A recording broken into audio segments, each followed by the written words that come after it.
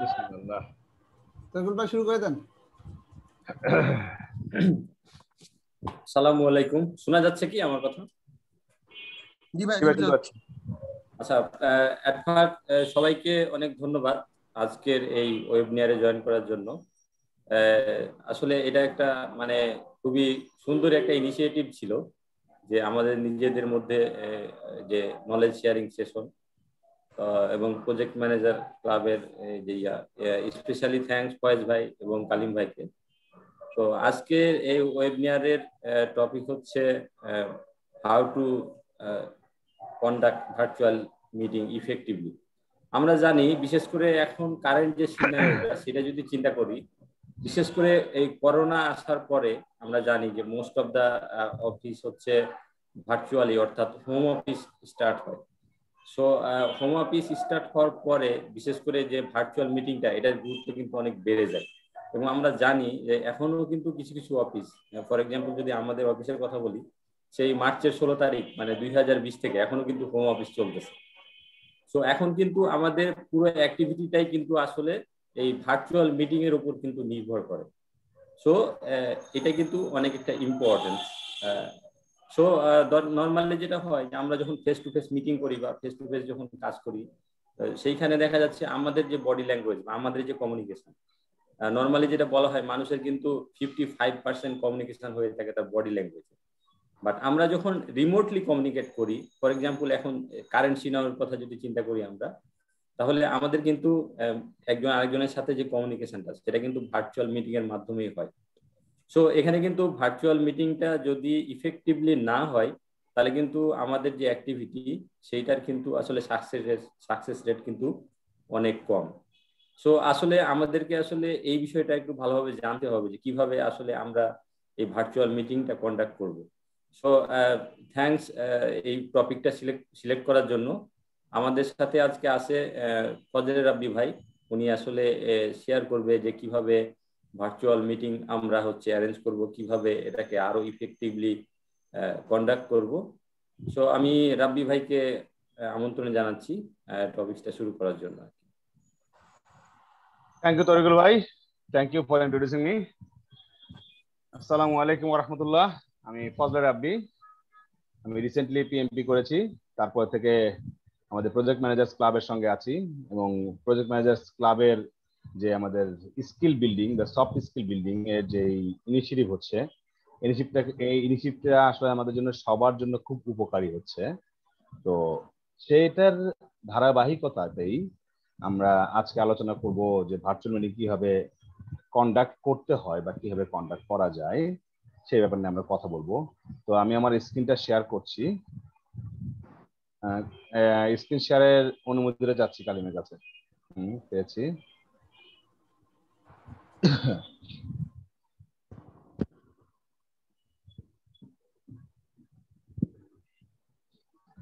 তো আমাদের আজকের টপিক হচ্ছে যে how to conduct virtual meeting effectively.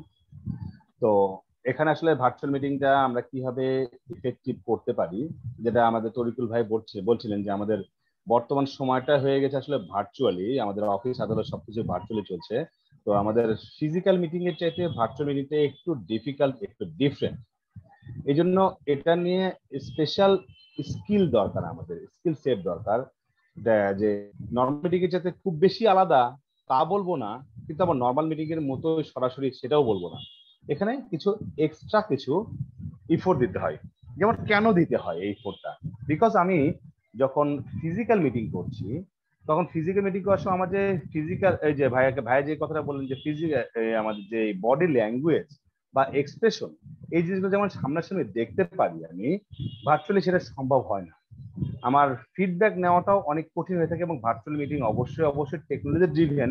এই কারণে আমাদের আসলে ভার্চুয়াল মিটিংটার ব্যাপারে খুব বেশি সচেতন থাকতে হয়। তো আমি আমার পরিচয় তো আমাকে তরিকুল ভাই দিয়েছেন, তারপর আমার পরিচয় আবার দিয়েছেন ফজলে রাব্বি। আমি কাজ করছি প্রাইম ব্যাংকে বিপিআর নিয়ে, বিজনেস প্রসেস ইঞ্জিনিয়ারিং নিয়ে। আমার এই কাজের এরিয়া দিকে আছে খুব ভালো মতো বুঝতে পারবেন যে আমাদেরকে প্রসেস ইঞ্জিনিয়ারিং এর জন্য অনেক বেশি রকম ভাবে মিটিং করতে হয়। আমার ডিফারেন্ট স্টেক হোল্ডারের সাথে মিটিং করতে হয়, প্রসেস নিয়ে আলোচনা করতে হয় এবং সেই অনুযায়ী আমাদেরকে ডিসিশন নিতে হয়। প্রত্যেকটা স্টেক হোল্ডারের কাছ থেকে তাদের মতামত নিয়ে আমাদেরকে ডিসিশন আসতে হয়। তো এখান থেকে আসলে এই ভার্চুয়াল মিটিং কিভাবে কন্ডাক্ট করতে হয় তার উপরে আগ্রহ, সেখান থেকে আসলে আমার উপস্থাপনা আজকের। আমি সবার কাছে আগেই আমি ক্ষমা চেয়ে নিব যে আমার যে সমস্ত দুর্বলতা গুলো আছে, আমার যে লিমিটেশন গুলো, সেগুলিকে ক্ষমা সুন্দর চোখে দেখবেন। আমি চেষ্টা করেছি যে কিছু নেট থেকে কিছু জ্ঞান অর্জন করা, কিছু নিজের পিএমপি পড়াশোনা থেকে এবং কিছু এক্সপিরিয়েন্স থেকে আমি গল্পের মাধ্যমে খুব সরল সোজা ভাষায় খুব ছোট আকারে একটা প্রেজেন্টেশন দেওয়ার চেষ্টা করছি। শুরু করছি আমার প্রেজেন্টেশন। আচ্ছা, আমাদের পিএম বক গাইড থেকে, আমার পিএম বক থেকে আমরা দেখেছি যে facilitation, what is facilitation? Facilitation is the ability to effectively guide a group event to a successful decision, solution or conclusion. Note that guide, আমি যেই পয়েন্টগুলোর উপর নজর দেওয়া দরকার সেই ওয়ার্ড গুলোকে আমি একটু হাইলাইট করেছি, লাল কালার করে দিয়েছি। এখানে একটা খেয়াল করবেন যে গাইড।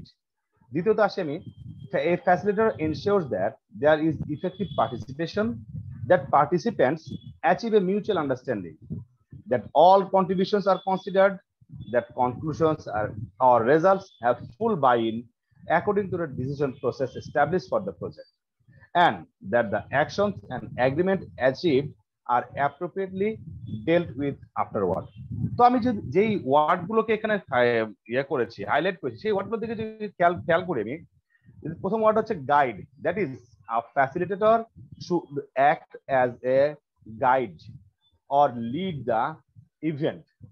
ফ্যাসিলিটেটর কি করতে হবে যে সবার যেই পার্টিসিপেন্ট সেটা যেন ইফেক্টিভলি হয়। দ্যাট ইজ ফ্যাসিলিটেটর এখানে কাজ করে কি হবে, আমি বলবো সে কাজ করে ক্যাটালিস্ট হিসেবে কাজ করে। সে কি করছে, একজন ফ্যাসিলিটেটর কি কাজ করতে হচ্ছে, মিউচুয়াল আন্ডারস্ট্যান্ডিং এর জন্য তাই কাজ করতে। দ্যাট ইজ ফ্রেজিং, প্যারাফ্রেজিং করে একজনের ওয়ার্ডিং গুলোকে, একজনের বক্তব্যগুলোকে আরেকজনের বোঝার জন্য উপস্থাপন করতে হচ্ছে, এবং সবার কন্ট্রিবিউশনটাকে কনসিডার করে কি করতে হচ্ছে, আমাকে একটা রেজাল্টে আসতে হবে যেখানে ফুল বাইন থাকবে, সবাই বুঝবে, সবাই জানবে এবং সবাই সেই মতামতটাতে একমত হবে। তো এই কাজগুলো করতে গিয়ে ফ্যাসিলিটেটরকে আসলে বেশ কিছু দিকে নজর দিতে হয়, এবং অবশ্যই ডেল্ট উইথ আফটারওয়ার্ড, এই জায়গাটা খেয়াল করবেন। আমার ভার্চুয়াল মিটিং এর ক্ষেত্রে আসলে এই যে ফলো আপ বা ডেল্ট উইথ আফটারওয়ার্ড, এই ব্যাপারটা আসলে খুব ট্রিকি হয়ে যায়। বিকজ আমি যখন ফিজিক্যাল মিটিং করছি, আমার একটা মিটিং এর পরবর্তীতে আরেকটা মিটিং যখন করছি, আমি তখন আমি ডিল করতে পারি যে আফটারওয়ার্ড ডিল করতে পারি, ফলো আপ করতে পারি। ভার্চুয়াল মিটিং এর ক্ষেত্রে এই ফলো আপটার জন্য আমাকে আসলে তার ঠিক মতো রেকর্ড কিপিং করতে হয়। রেকর্ড কিপিং না করলে আমি পরবর্তী ফলো আপ করতে পারবো না। তো এই যে অনেকগুলো ব্যাপারগুলো আসলে একজন ফ্যাসিলিটেটরকে মাথায় রাখতে হয়। ফ্যাসিলিটেটরকে অবশ্যই তাকে টেকনোলজিক্যালি খুব ইকুইপড হতে হয়। আমরা নর্মালি একটা মিটিং এ যখন যাচ্ছি, ফিজিক্যাল মিটিং এ একটা নোট বই আর খাতা যে মোর দেন এনাফ, বাট একজন ভার্চুয়াল ফ্যাসিলিটেটরের জন্য তাকে সে টেকনোলজিতে সে ওয়েল ইকুইপড হবে, সে নোটবুক খাতা সবই থাকতে হবে, এবং প্রত্যেকটা পার্টিসিপেন্ট কে কি বলতে চাচ্ছে তার কথা বলার জন্য সুযোগ ক্রিয়েট করে দেওয়া, এবং কথাগুলোর মধ্যে কথা মালা সাজানো, তাদেরকে একই সূত্রে গাঁথা, এটা হচ্ছে ফ্যাসিলিটেটরের বড় কাজ। তো এই কাজ করতে গিয়ে আসলে ফ্যাসিলিটেটরকে কি করতে হয়, ফ্যাসিলিটেট করতে হয় কি, আসলে যেই প্ল্যান মিটিংটা, যে ইভেন্টটা আমি অর্গানাইজ করতে যাচ্ছি, সেই অর্গানাইজ করতে গিয়ে আমাকে আগে কি আমার সেই ইভেন্টের ব্যাপারে প্ল্যান করতে হয়। আমি আসলে কিভাবে কাজটা করব। আমরা জানি যে যদি একটা পারফেক্ট প্ল্যানিং হয় তাহলে আসলে কাজটার 50% হয়ে যায় সেখানে। তো একজন ফ্যাসিলিটেটরের ক্ষেত্রে অবশ্যই প্ল্যান বিফোর হ্যান্ড, সে আগে প্ল্যান করবে যে আমি কোন টপিক নিয়ে কথা বলতে যাচ্ছি, কিভাবে কথা বলতে যাচ্ছি, কোন টপিকে আলোচনা হবে, কে থাকবে না থাকবে, এই সমস্ত ব্যাপারগুলো তাকে আগে খুব ভালো মতো প্ল্যান সাজাতে হয়। আর একটা বড় ব্যাপার হচ্ছে বি প্রিপেয়ার্ড উইথ ইনফরমেশনের সাথে নিয়ে তাকে প্রিপেয়ার থাকতে হয়। বিকজ আমার ফ্যাসিলিটেশনে ভার্চুয়ালি অনেক রকম কোশ্চেন আসতে পারে, সেই কোশ্চেন গুলোকে আনসার করার জন্য বা যিনি বক্তব্য দিচ্ছেন সেই বক্তাকে সাপোর্ট দেওয়ার জন্য, আমার তার বক্তব্যটা ক্লারিফাই করার জন্য, অন্যের সাথে কথামালা সাজানোর জন্য বা লিঙ্ক আপ করার জন্য আমার ইনফরমেশন ইজ দ্য পাওয়ার। সবসময় information is the power. Virtual meeting এর ক্ষেত্রে ব্যাপারটা আরো অনেক বেশি রকম সত্যি যে আমাকে ইনফরমেশন সব প্রিপেয়ার থাকতে হবে। দেন তাকে কি করতে হবে, একজন ফ্যাসিলিটেটরকে অ্যাসাইন রোলস টু এনগেজ ব্যক্তিগুলোকে, যারা উপস্থিত আছেন যারা, তাদেরকে সবাইকে একটা রোল অ্যাসাইন করে দেওয়া। বিকজ কে কখন কি করছে না করছে আমি সবার সামনে দেখতে পাচ্ছি না। আমি একটা মিটিং রুমে যখন ফিজিক্যালি দেখছি সবাইকে দেখতে পাচ্ছি, সবাই আমার মিটিং এর মধ্যে এনগেজড আছে। বাট যখন আমার হোম এনভায়রনমেন্টে অথবা ইনফর্মাল এনভায়রনমেন্টে সবাই মিটিং করছে, তখন সবার এনগেজমেন্টটা পাওয়া, সবার বাইং পাওয়াটা খুব কঠিন একটা ব্যাপার হয়ে যায়। তো সেক্ষেত্রে একজন ফ্যাসিলিটেটরকে কি করতে হয়, যে ব্যক্তি ধরে ধরে রোল অ্যাসাইন করতে হয়। যে কোনো ব্যক্তিকে যে আমি বলছি, ঠিক আছে আপনি এটার দিকে নজর রাখেন, আপনি এটার মিনিটস নেবেন, অমুক এটা করবে, অমুক এই যে টেকনোলজিক্যাল ব্যাপারগুলো সামলাবে। এতে করে কি হচ্ছে, যে ব্যাপারগুলোর প্রত্যেকে যখন একটা কাজের সাথে এনগেজ থাকতেছে, তো তাদের সেই মনোযোগটা আমি পাবো, সেই ডিসিশনটা আমার অনেক ভালো হবে। কিন্তু এটা করতে গিয়ে আমাকে মাথায় রাখতে হবে যে আমাদের সময় যেন শেষ হয়ে না যায়।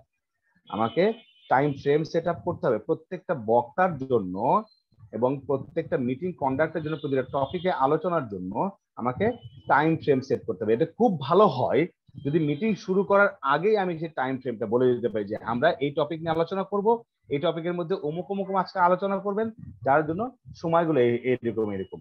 তবে অবশ্যই মিটিং শুরু করার পরে এই সময়টা ব্যক্তি নিজে নিজে ঠিক করতে পারে না, ফ্যাসিলিটেটরকে ঠিক করে দিতে হয় যে হ্যাঁ টাইম ইজ আপ, বা আপনার সময় এতক্ষণ সময় আছে। এই ব্যাপারগুলো খুব মাথায় রাখতে হয়। মাথায় রেখে মিটিংটা যখন শেষ হচ্ছে, তখন একজন ফ্যাসিলিটেটরের প্রধানতম দায়িত্বের মধ্যে একটা দায়িত্ব হচ্ছে যে সামারি অফার করা, সামারি প্রোভাইড করা, যে এই যে মিটিংটা আমরা করলাম সেখান থেকে আসলে সামারিটা কি আসছে, আমাদের ডিসিশনের যে টপিক গুলো ছিল সেই টপিক গুলোতে আমরা কোথায় আসলাম, যে কারণে আমি মিটিং শুরু করেছিলাম সেই মিটিংটা আমরা আসলে কোথায় গিয়ে শেষ করছি আমি।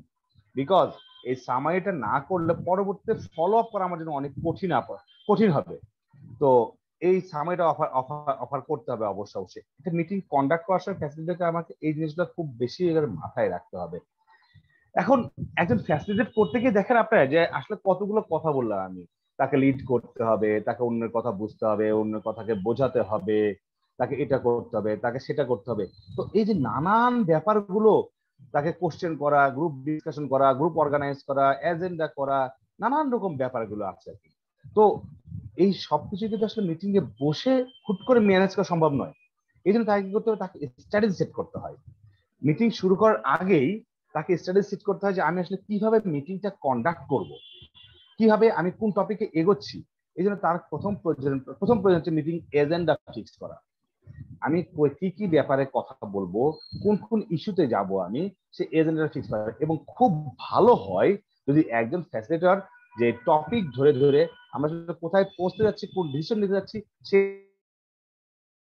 জায়গাটা যদি সে আগে থেকে নোট নিয়ে নেয়, তার নিজের কাছে নোট নিয়ে নেয়, তো তাকে আগে স্ট্র্যাটেজি ঠিক করতে হবে। প্রি মিটিং প্রিপারেশন, সে মিটিং এর আগে তাকে প্রিপারেশন নিতে হয় যে হ্যাঁ ঠিক আছে আমি মিটিং করব, তার ড্রেস আপ থেকে শুরু করে তার যে ডিভাইস গুলো, তার কানেক্টিভিটি, এই সমস্ত কিছু ব্যাপারে তাকে আসলে প্রিপারেশন নিতে হয়। সে এবং শুধুমাত্র তার নিজেকেই নয়, তার অন্য যে সমস্ত ব্যক্তি যারা অ্যাটেন্ডি আছে তাদেরও যেন কোনো রকম প্রবলেম না হয়, বা তাদের কোনো প্রবলেম আসলে সেটাকে কিভাবে সলভ করতে হবে সেই ব্যাপারটা নিয়েও ফ্যাসিলিটিকে ভাবতে হয়, এবং মিটিং এর আগেই প্রিপারেশন গুলো কমপ্লিট করতে হয়। এবং এনগেজমেন্ট, যে কথাটা আগেই বলছিলাম আমি, যে পিপলের এনগেজমেন্ট খুব বড় ব্যাপার। পিপলকে এনগেজ করে রাখে, এনগেজ করার জন্য আসলে ফ্যাসিলিটির কি কি কাজ করতে পারে মিটিং এর মধ্যে, কোন ভাবে প্রত্যেকটা অ্যাটেন্ডিকে আসলে এনগেজ করে রাখবে, সেই জিনিসটা তাকে নির্ধারণ করতে হয় খুব ভালো মতো, যে আমি মিটিং এর মধ্যে এইভাবে ব্যক্তিগুলোকে এনগেজ করে দেবো। মেইনটেইন সিকোয়েন্স, সিকোয়েন্সটা কি আসলে, sequence in respect of topic, in respect of discussion, in respect of the অ্যাটেন্ডিজ। এখানে একটা ছোট্ট একটা গল্প বলবো, আমি আমার এক্সপিরিয়েন্স শেয়ার করব। আমরা কিছুদিন আগে একটা আমাদের ব্যাংকিং এর একটা ওয়েবিনার কন্ডাক্ট করছিলাম। তো সেখানে আসলে 3টা ব্যাংকের সিইও ছিলেন, মানে বাংলাদেশ ব্যাংকের একজন ডিজি ছিলেন, আর কিছু ইকোনমিস্ট ছিলেন, 6-7 জন অ্যাটেন্ডি ছিলেন। তো আমরা অনুষ্ঠানটা করার পরে একজন ব্যাংকের সিইও উনি আমাকে মেসেজ করলেন যে হি ওয়াজ নট হ্যাপি। কেন? ওনার কাছে ফোন দিলাম যে কে স্যার, কি প্রবলেম হয়েছে কোনো? তা উনি তখন বলছেন যে যে পোস্টারটা করা হয়েছে, হ্যাঁ সেই পোস্টারটাতে তার নামটা অমুক ব্যক্তির নামের পরে দেয়া হয়েছে, এটা ওনার ভালো লাগে না। এবং ডিসকাশনের সময়ও উনাকে পরে সুযোগ দেওয়া হয়েছে, উনাকে সময় কম দেওয়া হয়েছে কথা বলার জন্য। তো ব্যক্তি তো ডিফারেন্ট হবে, খুবই স্বাভাবিক। যে ফ্যাসিলিটেশন, এটা যদি আমি ফিজিক্যাল মিটিং হতো তাহলে কথাটা আসতো না, কিন্তু যেহেতু ভার্চুয়াল মিটিং, এটাকে হচ্ছে তার কাছ থেকে এই ধরনের অবজারভেশন আসতেছে। তো মানুষ, আমরা এটা থেকে আসলে খারাপ ভাবে নেই নাই, বিকজ পিপল আর ডিফারেন্ট, এবং পিপল ডিফারেন্ট বলে পৃথিবীতে এত সুন্দর, আদারওয়াইজ পৃথিবীতে রোবোটিক হয়ে যেত। উনি এভাবে নিয়েছেন ব্যাপারটাকে। তো সেখান থেকে আসলে আমার মধ্যে আমি যেটা বিবেচনা করি যে এই যে কোন বক্তা কখন বলবে, এই সিকোয়েন্সটাও ঠিক করা একটা খুব বড় দরকার। কেননা এই সিকোয়েন্স ঠিক না থাকলে দেখা যাবে সেখান থেকে ফ্যাসিলিটেশন থেকে যে কাজটা, যে রেজাল্ট আসছে, সেটা আমার মনোপুত বা অথবা আমার ডিজায়ার্ড রেজাল্ট আসবে না। এবং আরেকটা যেটা ব্যাপার হচ্ছে কিপ ইন ট্র্যাক। আমরা যখনই ওই যে নন ফর্মাল ইনফর্মাল এনভায়রনমেন্টে কথাবার্তা বলছি ভার্চুয়ালি, তখন কি হচ্ছে যে আমরা কথা বলতে বলতে অনেক সময় ট্র্যাক ছাড়া অনেক কথাবার্তা চলে যায়, অনেক এদিক ওদিক চলে যায়। তো ফ্যাসিলিটেটরের দায়িত্ব হচ্ছে যে ব্যক্তিগুলোকে, অ্যাটেন্ডি বা বক্তা যারাই আছে তাদেরকে আমাকে ট্র্যাকে নিয়ে আসা, যে হ্যাঁ আমার ট্র্যাক এটা, আমার ডিসিশন মানে টপিক এটা, এখান থেকে আমাকে ডিসিশন আসতে হবে এখানে, বিকজ সময় কিন্তু আমার সীমিত। তো এই সবকিছু মাথায় রেখে, আমি জাস্ট 5টা পয়েন্ট দিচ্ছি, এই সবকিছুকে মাথায় রেখে আসলে একজন ফ্যাসিলিটেটরকে স্ট্র্যাটেজি ফিক্স আপ করতে হয়। তাই সে আসলে কিভাবে তার ইভেন্টটাকে মুভ অন করাবে। তো একজন ফ্যাসিলিটেটর তাহলে আসলে রোলগুলো কি কি আসছে, রোলগুলো আমি যে খুব ছোট করে বলি, he is a conductor, he is a coach, he is a catalyst. He or she, sorry she বলতে হতো আমার আসলে। He or she is a conductor, he or she is a coach, he or she is a catalyst. Say meeting conduct করে, সে মিটিংকে coach করে, that is meeting কোন দিকে যাবে না যাবে ডিরেক্টিভ গুলো ঠিক করে দেয় সে, এবং সে ক্যাটালিস্ট হয়। এই ক্যাটালিস্ট হতে গেলে তার মধ্যে আসলে বেশ কিছু গুণাগুণ থাকতে হয়। যেমন তাকে খুব লাইভলি হতে হবে, তাকে অনেক কথা বলতে হয়, তাকে সবাইকে এনগেজ করতে হয়, কেউ কথা না বললেও তাকে কথা বলতে হয়, এবং সবাইকে এনগেজ করতে হয় যেন আমার মিটিং এর ডিসিশনটা ঠিক মতো আসে। তো ফ্যাসিলিটেশন কাজটা আসলে বেশ কঠিন। তো এই কাজগুলো করতে গিয়ে তার যে সমস্ত স্কিল প্রয়োজন হয়, আস্কিং কোশ্চেন্স, দ্যাট ইজ আমি যখন কোশ্চেন করতে পারবো না, আমি ব্যাপারটাকে ক্লিয়ার করতে পারবো না। একজন বক্তা কোনো কথা বলছেন, সেই বক্তার সেই কথাটাকে অন্যদের জন্য বোধগম্য করার জন্য কি করতে হয়, ফ্যাসিলিটিকে অনেক সময় কোশ্চেন আস্ক করতে হয়, অবশ্যই রিলিভেন্ট কোশ্চেন আস্ক করতে হয়। কেননা যদি কোশ্চেন আস্ক না করছেন, তাহলে কি হয় যে বক্তা সে আসলে বুঝতে পারে না যে তার কথাগুলো ঠিক মতো রিসিভ করতে পারছে কিনা। তো এই যে ফ্যাসিলিটেটরকে কি করতে হয়, যে তাকে কোশ্চেন আস্ক করতে হয়, তাকে কোশ্চেনটা রেডি করে রাখতে হয়, বিফোর হ্যান্ড রেডি করে রাখতে পারলে খুব ভালো।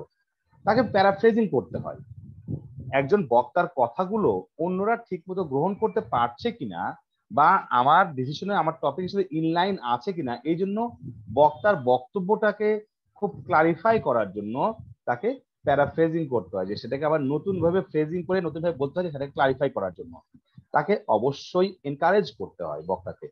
বক্তা যে কথা বলছে তাকে ট্র্যাকে নিয়ে এসে তাকে এনকারেজ করে তার কাছ থেকে তার ভিতরের কথাটুকু বের করা হচ্ছে ফ্যাসিলিটেটরের কাজ। এবং অবশ্যই যেটা আগে বলেছি, সামারাইজ করা। সামারাইজে দেখবেন একটা কি এর ছবি দিয়ে রেখেছি আমি, হ্যাঁ। তো সামারাইজ করা আসলে যে কি অফ দ্য মিটিং, যে আমি যদি সামারাইজ করতে পারছি ঠিক মতো ডিসিশন গুলোকে, টপিক গুলোকে, তাহলে আসলে মিটিংটা আমার সফল হবে। তো এইভাবেই একজন ফ্যাসিলিটেটর ভার্চুয়ালি ঠিক মতো একটা মিটিং কন্ডাক্ট করতে হবে, এই সমস্ত গুণাবলী বা এই সমস্ত স্ট্র্যাটেজি গুলো ফলো করলে। তো এই ভার্চুয়ালি সঙ্গে সঙ্গে আসলে আর একটা ব্যাপার চলে আসে, আমাদের ফিজিক্যাল মিটিং গুলো তাহলে কি হয়। তো ফিজিক্যাল মিটিং গুলোর জন্য আমি যদি এর সাথে একটু যে অ্যাড করি, অল্প সময় নেব আমি, এর সঙ্গে যদি অ্যাড করি, ফিজিক্যাল মিটিং গুলো আসলে আমাদের কত প্রকার হয়ে থাকে। ফিজিক্যাল মিটিং গুলো আসলে আমাদের মূলত 6 প্রকার হয়ে থাকে। দ্যাট ইজ স্ট্যাটাস আপডেটের জন্য একটা মিটিং হতে পারে, কোনো ডিসিশন মেকিং এর জন্য মিটিং হতে পারে, ইনফরমেশন শেয়ারিং এর জন্য মিটিং হতে পারে, প্রবলেম সলভিং, ডিজাইন ইনোভেশন এবং টিম বিল্ডিং। এই মূলত এই 6 প্রকার মিটিংই হয়ে থাকে ফিজিক্যালি। এটা ভার্চুয়ালিও হতে পারে, কারণ আমরা অধিকাংশ প্রতিষ্ঠানগুলোতে এখন এই মিটিং গুলোকে আসলে ভার্চুয়ালিও করছি। তো এই ধরনের মিটিংগুলোতে আমাকে আসলে কি করতে হয়, এই ধরনের মিটিং গুলোর ক্ষেত্রে দেখবেন আমরা দেখবো যে মিটিং গুলো কি হয় যে 3টে ভাগ থাকে: প্ল্যান করা, কন্ডাক্ট করা, ফলো আপ করা। তো এই প্ল্যান করা, কন্ডাক্ট করা, ফলো আপ করা আমার ভার্চুয়াল মিটিং এর জন্য সত্য, আমার ফিজিক্যাল মিটিং এর জন্য সত্য, এই 8 প্রকার মিটিং এর জন্য সত্য, এর বাইরের মিটিং গুলোর জন্য সত্য। বাট আমি যখনই প্ল্যান, কন্ডাক্ট এবং ফলো আপ করতে যাচ্ছি তখন কি করতে হবে, আমাকে নির্দিষ্ট একটা ওয়েতে আমাকে সেটা এগোতে হবে। তো সেখানে কিসে কি নজর দেওয়া দরকার? সরি, এমন হলো কেন? আচ্ছা, তো কি করে প্ল্যানিং, ফ্রেমওয়ার্কটা আমি যদি বলি যে প্ল্যানিংটা করে ডিফাইন পারপাস এন্ড পার্টিসিপেন্টস। এই যে আমি এর আগেও কিন্তু বলেছি যে ডিফাইন পারপাস এবং পার্টিসিপেন্ট সিলেক্ট করাটা আমার জন্য আসলে খুব বেশি রকম গুরুত্বপূর্ণ। বিকজ আমার যদি এমন হয় মিটিং এর টাইপ দিয়ে যদি আমার ডিসিশন মেকিং কোনো মিটিং হয়, ডিসিশন মিটিং এর সময় অবশ্যই এমন পার্টিসিপেন্ট রাখতে হবে যে ব্যক্তি আমাকে ডিসিশন দিতে পারে। আর ইনফরমেশন শেয়ারিং বা স্ট্যাটাস আপডেট মিটিং এর জন্য আমাকে হয়তো সেই ডিভিশনাল হেড বা আমাকে সেই টিমের হেডকে না ডাকলেও চলছে, তার যে সাবঅর্ডিনেট বা সেকেন্ড ম্যান আছে তাকে ডাকলে আমার সেই ইনফরমেশন শেয়ারিং পারপাসটা হবে। তো আমি আসলে মিটিংটা কোন পারপাসে করছি সে অনুযায়ী আমাকে আসলে পার্টিসিপেন্ট আইডেন্টিফাই করতে হবে, তাদেরকে আমাকে ইনভাইট করতে হয়। Why do we need the meeting? That is related to the purpose or objective of the meeting. আমার মিটিং এর অবজেক্টিভটাকে ঠিক রাখার জন্য আমাকে আসলে প্রথমেই নির্ধারণ করতে হবে আসলে কি কারণে আমি মিটিংটা করছি। What are the primary issues that need to be discuss.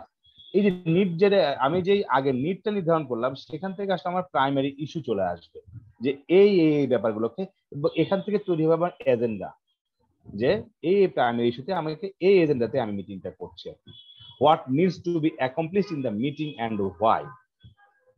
অবশ্যই হোয়াইটা জিজ্ঞেস করা খুব জরুরি আমাদের। আমি আসলে মিটিং থেকে কি চাচ্ছি? নর্মালি আমাদের কর্পোরেট ওয়ার্ল্ডে একটা কথা প্রচলিত আছে, we do meeting to fix next day of meeting.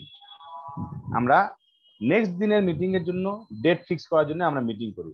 আসলে মিটিং গুলোর জন্য আমাদের এমন না হয়ে যায় যে শুধুমাত্র ডেট ফিক্স করার জন্য তারিখ পে তারিখ শুধু তারিখ দিয়েই যাব কিন্তু ডিসিশন আসবে না। সেখান থেকে মুক্তি পাওয়ার জন্য আমাকে আসলে আমি কেন মিটিং করছি, কোন জায়গাটা আমি অ্যাকমপ্লিশ করতে চাই, এবং মিটিং প্লেস এবং টাইম বড় একটা পার্থক্য ভার্চুয়াল মিটিং এর সাথে। আমাকে মিটিং প্লেস যদি আমি ফিজিক্যাল মিটিং করছি তখন কি করতে হবে, আমাকে প্লেসটা এমন জায়গায় সিলেক্ট করতে যেন আমার যারা অ্যাটেন্ডি আছে তাদের মর্যাদা, তাদের লেভেল অনুসারে সেই জায়গাটা হয়, তাদের জন্য কনভিনিয়েন্ট হয়। ফর এক্সাম্পল, আমি যখন একটা টিম বিল্ডিং মিটিং করছি, যখন আমি আমার নিজের টিমকে, তখন আমার ডিপার্টমেন্টের ছোট্ট মিটিং রুমটা is more than enough. But আমি যখন একজন সিনিয়রকে যখন আমি ইনভাইট করছি, আমার অর্গানাইজেশনের যে সিইও কে যদি ইনভাইট করছি আমি, অথবা আমি ডিপার্টমেন্ট হেডদেরকে ইনভাইট করছি, তাহলে আমার ডিপার্টমেন্টের ছোট্ট মিটিং রুমটা ইজ নট এনাফ। আমাকে কি করতে হবে, আমার যে ব্যাংকে অথবা আমার প্রতিষ্ঠানের জন্য যে বড় মিটিং রুমটা, যে বোর্ড রুমটা আছে, সেই জায়গাটা প্লেস ঠিক করতে হবে। তো আমার মিটিং এর উদ্দেশ্যের সাথে মিটিং আমি কি করব না করবো তার সঙ্গে সঙ্গে আমার মিটিং এর প্লেস এবং মিটিং এর টাইম তা আমাকে খুব ভালোভাবে নির্ধারণ করতে হবে এবং দেখতে হবে। তো এরপরে যেটা আছে আমাদের, ওই যে প্ল্যানিং এর পর আছে আমাদের কি দেখলাম আমরা, কন্ডাক্ট। তো এই প্ল্যান কন্ডাক্টের ব্যাপারটা আমরা এর আগে আলোচনা করেছি, ওটাকে আবার নতুন ভাবে আলোচনা করে আমি আসলে লিঙ্গারিং করতে যাচ্ছি না, এই জন্য এটাকে আমি স্কিপ করছি। আমি চলে যাচ্ছি ফলো আপে। ফলো আপে কি হচ্ছে, মিটিং হবার পরে কিছু ডিস্ট্রিবিউট মিটিং মিনিটস, প্রত্যেক পার্টিসিপেন্টকে আমার আসলে মিটিং মিনিটসটা ডিস্ট্রিবিউট করা দরকার। Follow up to ensure commitments are met, সমস্ত কমিটমেন্ট গুলো যেন মিট আপ হয় এর জন্য আমাকে ফলো আপ করতে হবে সব সময়ের জন্য, প্রত্যেকটা মিটিং এর পরে সে ফলো আপটা প্রয়োজন। এবং plan the next phase of the process. একটা মিটিং যখন শেষ করছি আমি এর পরবর্তী ফেজটা কি হবে এর জন্য আমাকে নির্ধারণ করে নিতে হবে। তো এই এই আমরা মিটিং এর ফ্রেমওয়ার্ক এবং কিভাবে করতে হয় খুব ছোট্ট আলোচনা করলাম। খুব ছোট্ট আলোচনা আমি নেটে একটা জিনিস পেয়েছি, সেটা আমি আপনাদের সাথে শেয়ার করতে চাই। হার্ভার্ড বিজনেস রিভিউ একটা চেক লিস্ট দিয়েছে যে আমি যদি ইফেক্টিভ মিটিং করতে চাই তাহলে আসলে এই চেক লিস্টটা ধরে যদি এগোই আমার মিটিংটা আসলে অনেক বেশি ইফেক্টিভ হতে পারবে, হবে আশা করা যায়। সেখানে কি কি আছে? Identify the purpose of the meeting, যেটা আমরা আলোচনা করেছি মিটিং অবজেক্টিভ নিয়ে। অবজেক্টিভের মধ্যে made sure you really need a meeting, আসলে প্রকৃতপক্ষে মিটিংটা দরকার। যদি দরকার হয়ে থাকে তাহলে শুধুমাত্র মিটিংটা আমি কল করবো। কারণ একটা মিটিং এ অনেকগুলো ম্যান আওয়ার যায় এবং খুব ভ্যালুয়েবল ম্যান আওয়ার গুলো আমাদের একটা মিটিং এ চলে যায়। 1 ঘন্টা একটা মিটিং এ যদি 10 জন পার্টিসিপেন্ট থাকে তাহলে 10 ঘন্টা ম্যান আওয়ার আমার চলে যাচ্ছে অনেক ভ্যালুয়েবল পার্সনের, যে সময়টা আমার প্রতিষ্ঠানের জন্য অনেক বেশি জরুরি। তো আদতে কি মিটিং এর দরকার আছে কিনা সেটা আমাকে নির্ধারণ করতে হবে।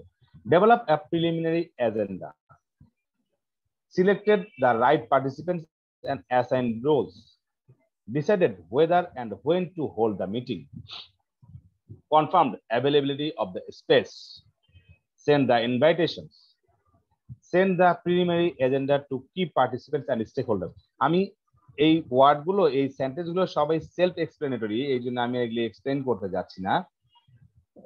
Send pre-reading or requests which require advanced preparation. Follow up with invitees in person if appropriate. Chosen the decision-making process that will be used.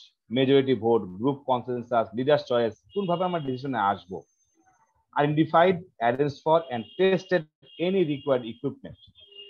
Finalize the agenda and distributed it to all participants. Verified that all key participants will attend and know their roles. Prepared yourself. Drafted presentation, printed handouts, etc. তো আমি একটা meeting করার আগে আমি আসলে যদি এই জিনিসগুলো চেক লিস্টটা যদি ধরে ধরে আমি সবগুলো কাজ করেছি কিনা, এই কাজ করেছি কিনা, সেই কাজ করেছি না, তাহলে কি হবে? আমি হয়তো মিটিংটাকে আশা করা যায় যে আমি অনেক সুন্দরভাবে ইফেক্টিভলি সেটাকে আমি হ্যান্ডেল করতে পারবো।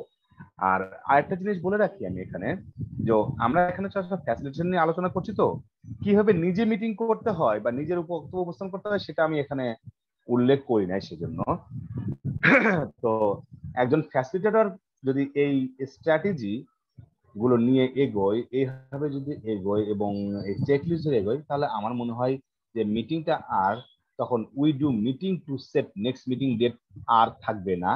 ইনশাল্লাহ আমরা এইভাবে ফলো আপ করে আমরা we do meeting to set next meeting কে নো বলতে পারবো। Thank you all, that's all from my part. Thank you Rabbi ভাই, thank you, very good presentation. এখন আমাদের থেকে কারো কোনো কোশ্চেন আছে নাকি? যদি কোশ্চেন থাকে তাহলে ভাই আমরা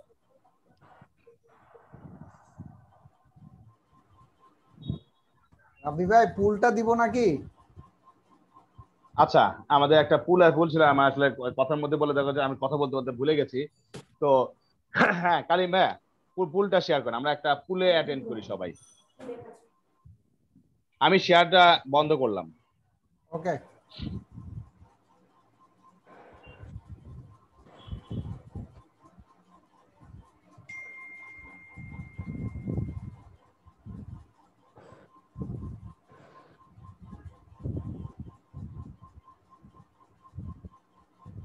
কি করতে হবে? অ্যানসার দিতাম।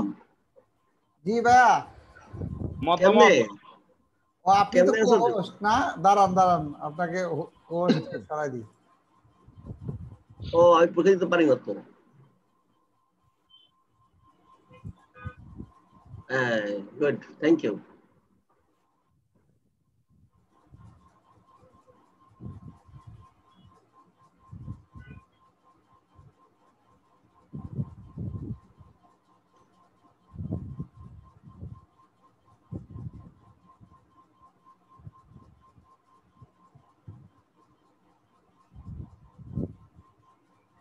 আচ্ছা এই প্রসঙ্গে একটা বলি, স্ট্রেস কোনটাতে বেশি, ভার্চুয়াল মিটিং এ না মিটিং, ফিজিক্যাল মিটিং?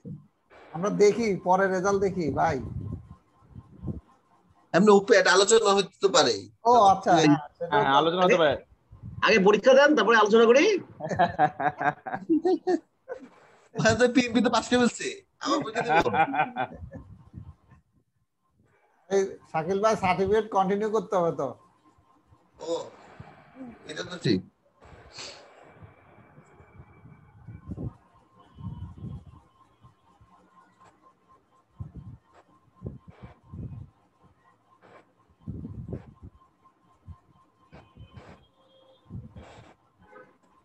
রাব্বি ভাই অনেক কষ্ট করছেন দেখা যাচ্ছে, ভাইয়া অনেক কষ্ট করছেন। এই জন্যই ভাই একটু একটু করছি ভাইয়া আর কি। মাশাআল্লাহ সুন্দর প্রেজেন্টেশন হয়েছে, অনেক নতুন নতুন তথ্য ঢুকাইছেন। থ্যাংক ইউ ভাই, থ্যাংক ইউ।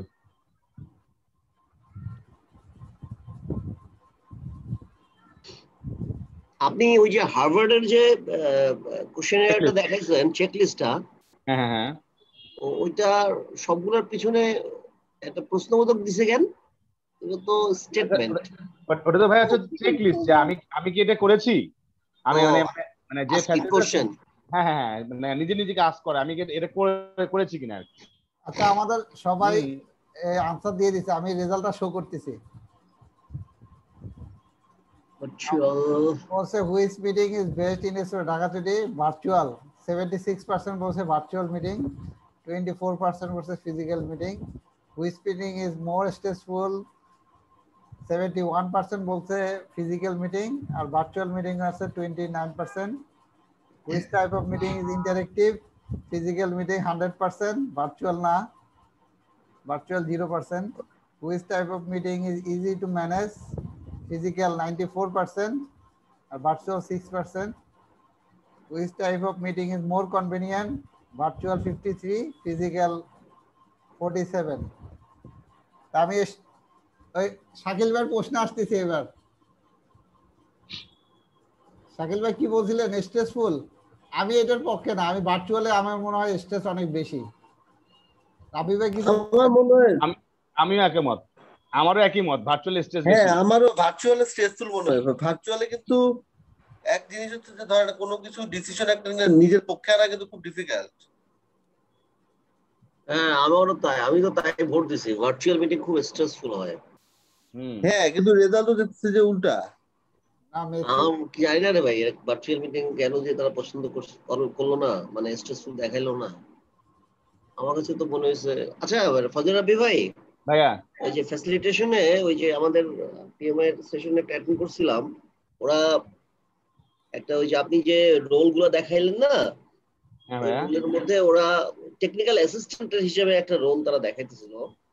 হ্যাঁ হ্যাঁ হ্যাঁ হ্যাঁ ওরা একটু শেয়ার করি, ওরা বলতেছে যে ওই মানে সেশনের শুরুতে টেস্ট করে নেয়া সমস্ত কিছু ঠিকঠাক আছে কিনা, ভার্চুয়াল সেশনের জন্য বেশ ভালো ভালো কিছু টিপস বলছে আর কি। আমাকে শুনতে পাচ্ছেন তো না? হ্যাঁ সুন্দর সুন্দর। ভার্চুয়াল সেশনে বেশ ভালো ভালো টিপস তারা এখানে বলছিল আর কি, যদিও অনেক টাইম কনজিউমিং, সেক্ষেত্রে আপনার সেশন শুরু হওয়ার 1 ঘন্টা আগে আসলে শুরু করতে হয়। আর ওইখানে আরেকটা টিপস দিল, এটা অবশ্য ফ্যাসিলিটেশন না, এটা ওই ভার্চুয়াল কোর্সের ব্যাপারে অথবা ভার্চুয়াল সেশনের ব্যাপারে, যে প্রতিটা পার্সনের সঙ্গে যোগাযোগ করে তার যে গ্যাজেট গুলো আছে যেগুলো সে ব্যবহার করবে, লাইন এগুলা চেক করে নেওয়া, কনফার্ম করে নেওয়া, এবং অল্টারনেটিভ লাইন গুলো ঠিকঠাক রাখা। তারপরে আরেকটা জিনিস উনি বললো যে কোর্সের শুরুতেই ফিডব্যাকের অপশন গুলো বলে দেয়া, হাত উঠাতে হবে অথবা হাত উঠালে কি করতে হবে। আচ্ছা আচ্ছা আচ্ছা। তারপরে প্রশ্ন কখন হবে এবং প্রশ্নের জন্য কি প্যাটার্নে আগাইতে হবে। যেমন আমাদের ইন্টারটেক সেশন গুলোতে আমরা যখন তখন যে কেউ প্রশ্ন করা, এটা সমস্যা হয় না, কিন্তু ভার্চুয়াল সেশন গুলোতে সে বলছে যে মাঝখানে প্রশ্ন না বলে একদম শেষে গিয়ে প্রশ্ন যেগুলো আছে ওগুলা একটা একটা করে টেকনিক্যাল অ্যাসিস্ট্যান্ট হিসেবে একটা তারা রোল দেখাচ্ছিল। এই লোক আসলে মিটিং এর অ্যাক্টিভ পার্টিসিপেন্ট না, কিন্তু সে বসে বসে দেখবো সবার সাপোর্ট দেয় আর কি। Technical support. ঠিক আছে, ভালো হয়েছে, গুড সেশন। থ্যাংক ইউ ভাই, থ্যাংক ইউ। কারো কোনো প্রশ্ন আছে কিনা? কারো কোনো কোশ্চেন?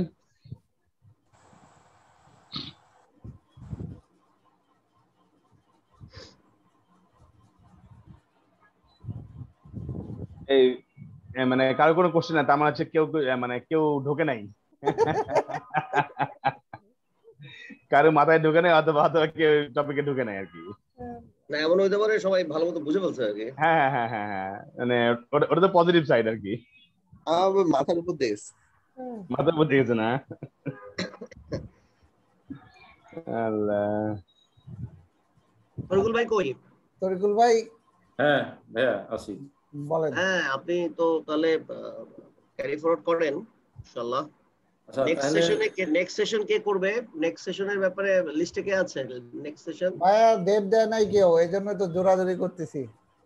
না জোরাজোরি কিছু নাই, কারণ এটা তো এত বার্ডেন হিসেবে নেওয়া ঠিক হবে না, এটা তো আমরা না, যেটা করতেছি স্বতঃস্ফূর্ত আর কি। এটাই আর কি। আর যেহেতু এখনো নতুন পার্টিসিপেন্টরা আমি নিয়ে আসতে পারি নাই গ্রুপে, যার ফলে পুরান ইন্টারাকশনটা হইতেছে। যদি নিজে থেকে আগে আসে তো ভালো, না আসলে আমরা অফ রাখবো, সমস্যা নাই। হুসনারা ম্যাডামের একটা সেশন নেওয়া উচিত। হুসনারা ম্যাডাম, ম্যাডাম হ্যাঁ ভাইয়া, একটা সেশন নেবেন না? আপনার সেশন নেওয়া উচিত তো। ভাই আমি খুঁজে পাইতেছি না কি বলবো। ওবায়দ ভাইয়ের তো সেশন মনে হয় কিছু ছিল, ওনার তো 7 হ্যাবিটস এর হ্যাবিটস তো শুরুই হয় নাই। হ্যাঁ, ওভার দ্যাট সেশন বাকি কিছু। ওনার তো 7 হ্যাবিটস এর হ্যাবিটস তো উনি শুরু করেন নাই। ওবায়দ ভাই শুরু করছেন নাকি হ্যাবিটস তো শুরু করেন নাই, উনি তো শুধুমাত্র। না ভাইয়া, আসসালামু আলাইকুম ভাইয়া, জাস্ট ইন্ট্রোডাকশনটা ছিল ভাইয়া। হ্যাবিটস নিয়ে একটা হ্যাবিটস নিয়ে একদিন সময় দেন আমাদেরকে ইনশাআল্লাহ ভাইয়া। সেশন আগামী শুক্রবার পারবেন কিনা দেখেন, একটা হ্যাবিটস নিয়ে কথা শুনি আপনার।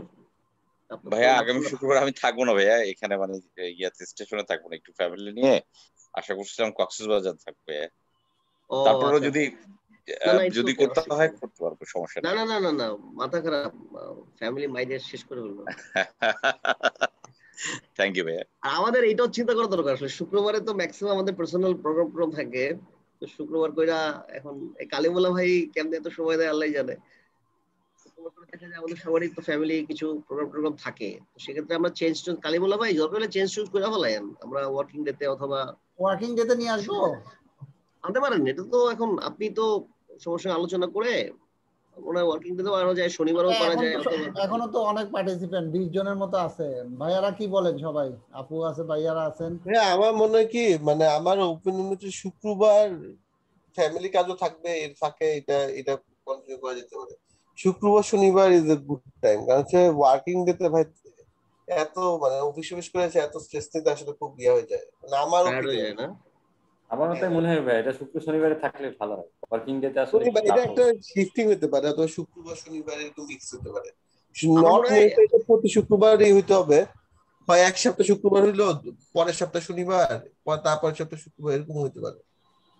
এত স্ট্রেস আমার মনে হয় কি, এটা তো আমরা জাস্ট ডিসকাস করার জন্য আমাদের মুখ খোলা। আমার তো আসলে উদ্দেশ্য ছিল আমাদের যেটা, যে আমাদের যাতে পাবলিক স্পিকিং ভোকাবুলারিটা বাড়ে, কারণ এটা তো খুব ক্যাজুয়াল একটা প্ল্যাটফর্ম, কথা বললে অভ্যস্ততা আসলে তখন দেখা যাবে আমরা যখন প্রফেশনাল কোনো একটা প্ল্যাটফর্মে বলবো তখন আমাদের জড়তাটা থাকবে না। তো সেক্ষেত্রে এত স্ট্রেস নেওয়ার কিছু নাই। আমরা শুক্রবারও থাকতে পারে, শুক্রবারে আমরা পারলাম জয়েন করলাম, না পারলাম জয়েন করলাম না, এরকমই থাকে। আচ্ছা আমি একটু শেয়ার করি। হ্যাঁ তাহলে আমি আমারটা শুরু করি না, আমি আপনাদের সঙ্গে আসলে শেয়ার করতে যাচ্ছিলাম যে নতুন পিএমপির যে 35 পিডিউ যেটা আছে আর কি, 35 পিডিউর মধ্যে তো সে এখন কিছু মানে মশলা ঢুকাইছে আর কি।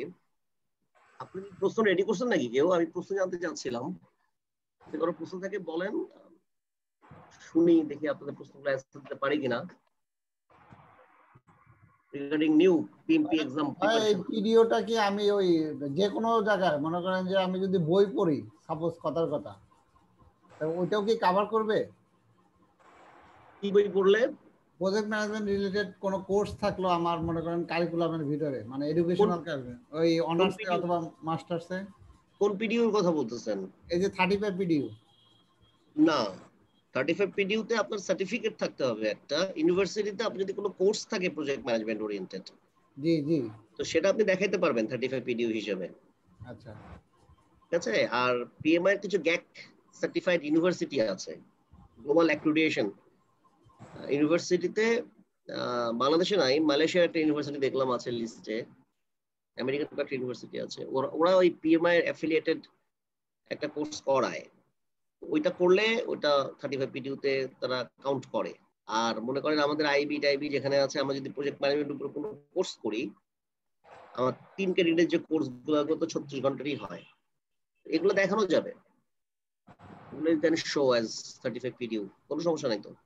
জি ভাই। আচ্ছা ভাই, ওই এটিপি থেকে সুবিধা নাকি নন এটিপি থেকে সুবিধা? মানে আমি যদি 35 পিডিও নিতে চাই, কোনটা থেকে বেশি সুবিধা পাবো আর কি? না, এটা তো ওই যে আজকে মনে হচ্ছিল যে কোয়ালিটি এবং গ্রেড, এটা ভালো একটা এক্সাম্পল হিসেবে আসে আর কি। 35 পিডিও আপনি যে কোনো ওখান থেকে নিতে পারেন। হ্যাঁ, আপনি এটিপি থেকে নিতে হবে, নন এটিপি থেকে নিতে হবে, অথবা ইউনিভার্সিটি নিতে হবে, এ ব্যাপারে পিএমআই কিছু বলে নাই, কিন্তু 35 পিডিও একটা নিতে হবে ফর পিএমপি অ্যাপ্লিকেশন। এই হচ্ছে কোয়ালিটি রিকোয়ারমেন্টস। এরপরে আসে গ্রেডের প্রশ্ন, তাই না? এখন আপনি, এটা আপনার চয়েস, পিএমআই তো আপনার চয়েসের উপর ছেড়ে দিছে, আপনি এখন কোথা থেকে 35 পিডিও নিবেন। আপনি নন এটিপি থেকে নিতে পারেন, তো সেক্ষেত্রে পিএমআই এর কথা হচ্ছে নন এটিপি 35 এই কন্টেন্টটা সে নিজের মতো করে বানাইছে, এটা আমি বানাই দিই নাই, আমি দেখিও নাই, সো আমি এটার কোয়ালিটি এনশিওর করতে পারি না। এটিপির যে কন্টেন্ট এটা পিএমআই বানাই দিছে, তো এটা সে বলছে যে এটা আমি এনশিওর করতে পারি। এই হচ্ছে পার্থক্য আর কি। সো ইটস এ গ্রেডের প্রশ্ন তখন আসে, যে এটা হচ্ছে মনে করেন লো গ্রেড, ওটা মনে করেন হাই গ্রেড। আপনি যত হাই গ্রেডের দিকে যাবেন তত আপনার পকেটের পয়সা বেশি খরচ হবে। পিএমআই নিজেও তো এখন কোর্স নেয়, সে অন ডিমান্ড কোর্স চালু করছে। তো PMI itself, they are giving training for PMP exam, তাদের কাছ থেকেও নিতে পারেন। সে $800 $900 করে রাখে আর কি। তো এখন আপনার ব্যাপার, সে আপনার উপর ছেড়ে দিচ্ছে। বাকি পিএমপি হইতে চাইলে আপনাকে পিএমপি পরীক্ষা দিয়ে আসতে হবে, ওটা হচ্ছে তার চেকিং এরিয়া। তুমি যেখান থেকেই করো অসুবিধা নাই, বাট আমি তো তোমাকে পরীক্ষা পাশের পরে পিএমপি দিব। এটা ইন্ডিভিজুয়াল কল। এটা আরেকটা কোশ্চেন আছে, এই যে ডোমেন 3টা করছে না, মানে আমাদের তো, আমরা তো আগে ওই যে নলেজ এরিয়া পড়ছি 10টা, আর হচ্ছে প্রসেস গ্রুপ পড়ছি 5টা। তো এই নলেজ এরিয়া গুলো 3টা ডোমেনের ভিতরে কিভাবে ফালানো যায়, নাকি সবগুলোর মধ্যেই পিপল প্রসেস এভাবে আছে? ওয়েল, হ্যাঁ, সবগুলোর মধ্যেই আছে। প্রথম আপনি যদি ট্রেনিং এর কন্টেন্টটা দেখেন, প্রথম যেটা আছে আর কি, প্রথম মেক এ টিম, তারপরে হচ্ছে ডেভেলপ এ টিম, তারপরে হচ্ছে মনে হয় 2টা প্ল্যানিং স্টেজে আছে। তো নলেজ এরিয়াতে যেগুলো আছে এগুলো এখন সমস্তগুলো সে ভাগ করে ফেলছে, আমি আপনাদেরকে ওটা দেখাবো। তো এখন অ্যালাইন করছে আর কি সে, যে তার যে সে তো আসলে পিএম বক অ্যাজ এ রেফারেন্স হিসেবে এখন ব্যবহার করছে না, মানে উঠে সরে যাবে আর কি। এবং সেটা ডিক্লেয়ার করছে যে বক যদি চেঞ্জ হয়, পিএমপি এক্সাম চেঞ্জ হবে কিনা এই প্রশ্নটা ইররেলিভেন্ট, এই প্রশ্ন এখন আর সামনে থাকবে না। কারণ পিএমপি পরীক্ষা হবে সে যে কোর্স কন্টেন্টটা ডিফাইন করছে সেটার উপরে, এবং সেখানে সে পিএম বক ছাড়াও আরো কয়েকটা বইকে সে রেফারেন্স হিসেবে ব্যবহার করছে। অ্যাজাইল আছে, অ্যাজাইল ছাড়াও সে আরো 7টা না 8টা বইকে সে রেফারেন্স হিসেবে ব্যবহার করছে, করে সে ওই কোর্স কারিকুলামটা ডিফাইন করছে। এবং আপনি যে বললেন যে ওদিন,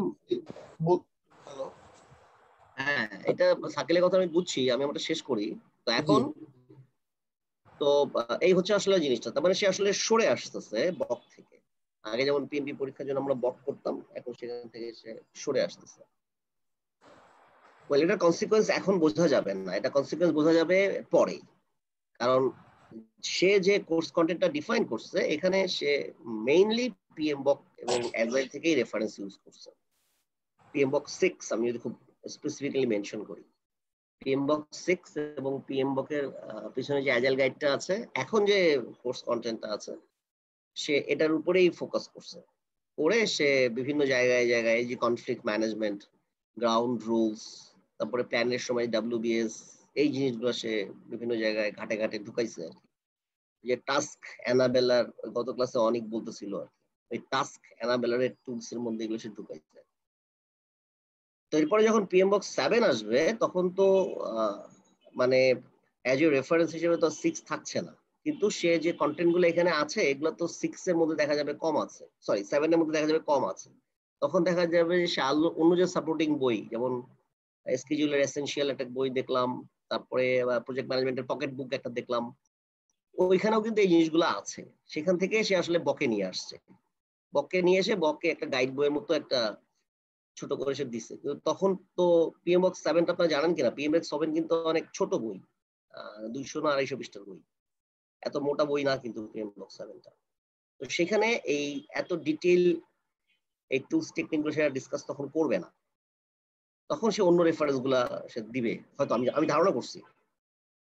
তো এখন যারা আছে এখন তাদের জন্য পিএমবক্স 6 ইজ ভেরি ফাইন, পিএমবক্স 6 এবং অ্যাজাইল পড়লে তারা পাস করবে।